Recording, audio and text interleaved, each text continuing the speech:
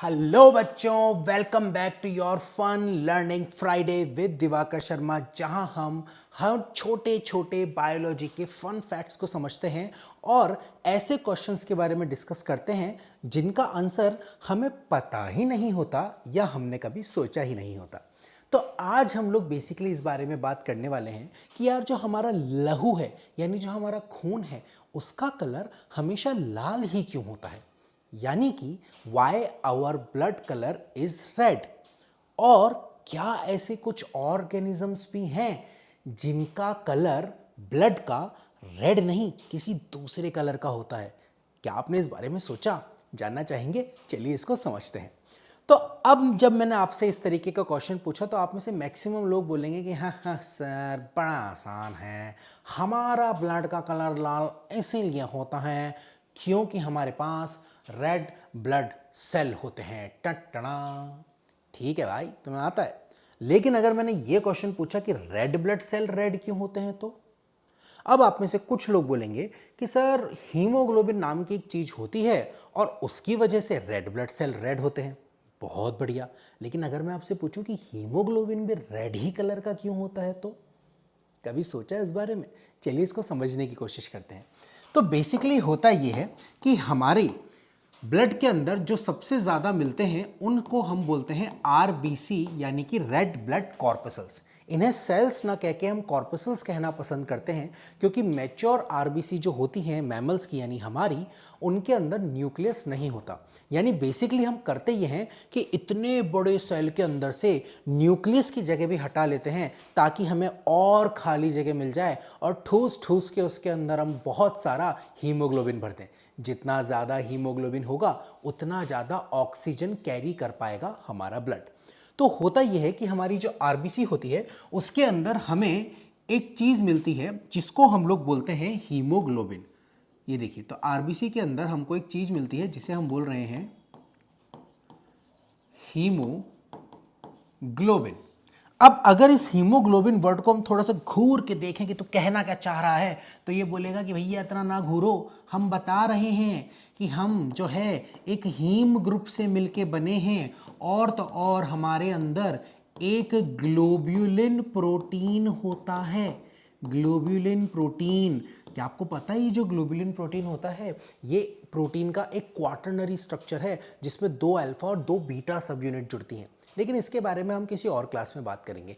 अभी हमें जिसको पकड़ना है वो है ये हमारा हीम। तो बेसिकली होता ही है कि हीम जो होता है वो एक तरीके की बहुत कॉम्प्लेक्स साइकिल है जिसमें कई सारी रिंग्स होती हैं, लाइक दिस। इस तरीके की कई सारी रिंग्स इसके अंदर हमें देखने को मिलती हैं और इन रिंग्स के बीच में, यहाँ इन रिंग्स के बीच में देखो इस तरीके की रिंग्स होती हैं और इन रिंग्स के बीच में यहाँ पर हमें बिल्कुल बीचों बीच इसके मिलता है हमारा अपना सबका आयरन। तो यहाँ पर हमारे पास मिल रहा है आयरन।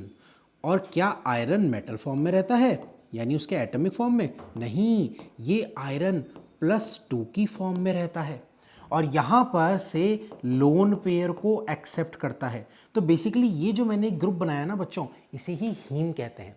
और आयरन का ये जो +2 स्टेट है जिसे हम फेरस भी कहते हैं, अगर आप थोड़ी बहुत केमिस्ट्री जानते हो तो आपको पता होगा कि इसका कलर जो होता है, मतलब वो वेवलेंथ जो ये एमिट कर सकता है, वो वेवलेंथ रेड कलर के रीजन में आती है स्पेक्ट्रम के।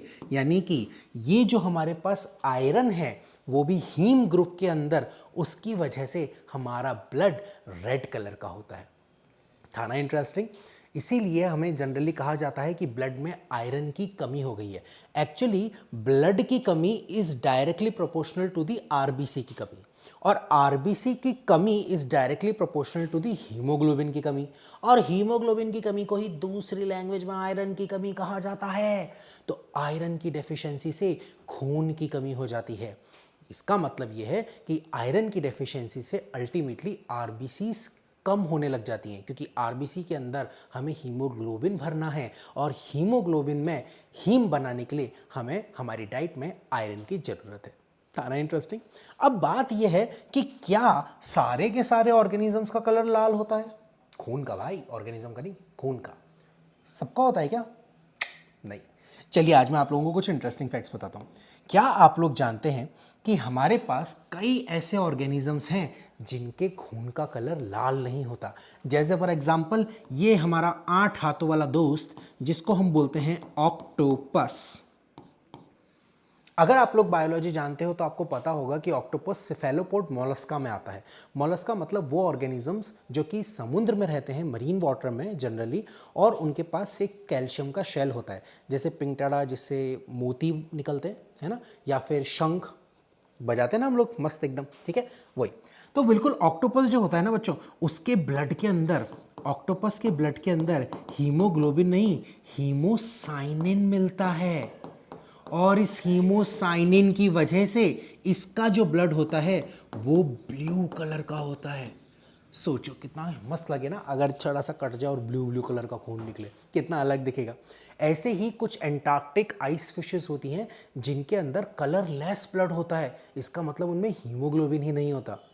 कुछ ऐसे ऑर्गेनिजम्स भी मरीन वॉर्म्स में पाए गए हैं जिनके अंदर पिंक कलर का ब्लड मिलता है। अब इसका मतलब लड़कियों, उनको ढूंढने मत चली जाना, ठीक है। यहीं पर कुछ ऐसी लिजार्ड्स भी मिली हैं अफ्रीका के अंदर, आर्टिक ग्वाइनास के अंदर, जहां पर अलग अलग तरीके के ऐसे पिगमेंट मिले हैं जिनकी वजह से उनका कलर ग्रीन कलर का हो जाता है। ब्लड जो होता है उनमें ग्रीन कलर का हो जाता है। तो ब्लू कलर का, ग्रीन कलर का, इवन वाइट कलर का, जितने भी सारे हमारे पास इंसेक्ट होते हैं उनके अंदर लगभग कलरलेस ब्लड होता है। ऐसा नहीं है कि सारे ऑर्गेनिजम्स में होता है, लेकिन हाँ ये बात 100% श्योर है कि मैक्सिमम ऑर्गेनिजम्स यानी एनिमल्स के अंदर ब्लड रेड कलर का ही होता है, यानी हर किसी में आयरन है। तो मज़ा आया आज आपको। चलिए मिलते हैं हमारी नेक्स्ट वीडियो में, तब तक के लिए take care, all the best.